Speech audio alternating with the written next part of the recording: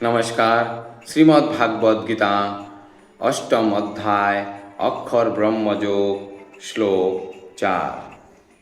অধিভূতম খরো ভাব পুরুষ চ অধিদৈবতম অধিযজ্ঞ অহম এব অত্র দেহে দেহভৃতাম বর।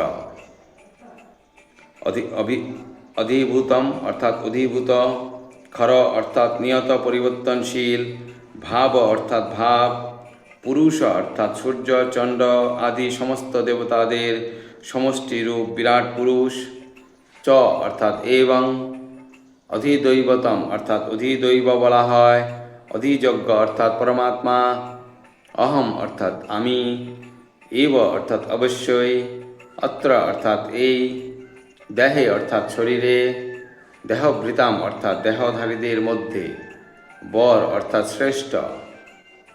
অনুবাদ: হে দেহধারী শ্রেষ্ঠ, নশ্বর জড় প্রকৃতিতে বলা হয় অধিভূত। সূর্য চন্দ্র আদি সমস্ত দেবতাদের সমষ্টিরূপ বিরাট পুরুষকে অধিদৈব বলা হয়, আর দেহীদের দেহান্তর্গত অন্তর্যামী রূপে আমি অধিযজ্ঞ। তাৎপর্য: সর্বক্ষণই প্রকৃতির পরিবর্তন হচ্ছে। জড়দেহ সাধারণত 6টি অবস্থা প্রাপ্ত হয়।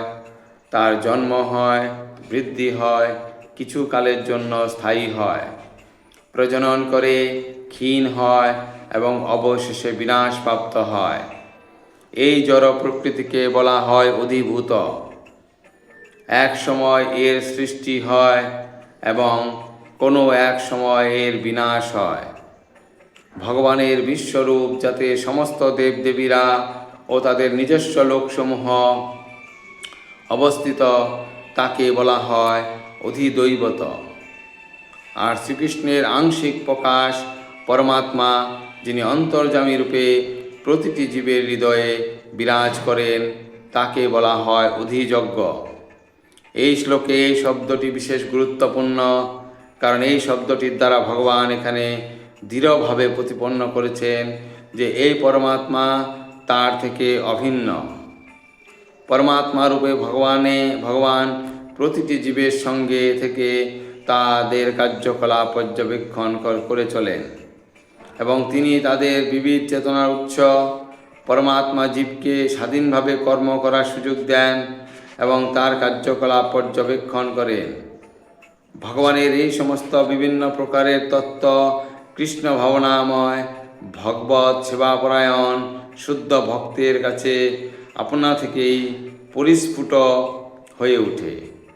ভগবৎ ভক্তির প্রাথমিক স্তরে স্থিত কনিষ্ঠ ভক্ত অধিদৈবত নামক ভগবানের সুমহান বিশ্বরূপের ধ্যান করে, কারণ তখন সে ভগবানের পরমাত্মা রূপকে উপলব্ধি করতে পারে না।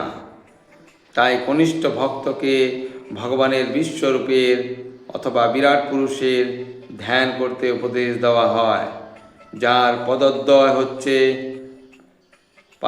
পাতাললোক, যার চক্ষুদয় হচ্ছে সূর্য ও চন্দ্র এবং যার মস্তক হচ্ছে ঊর্ধ্বলোক। ধন্যবাদ।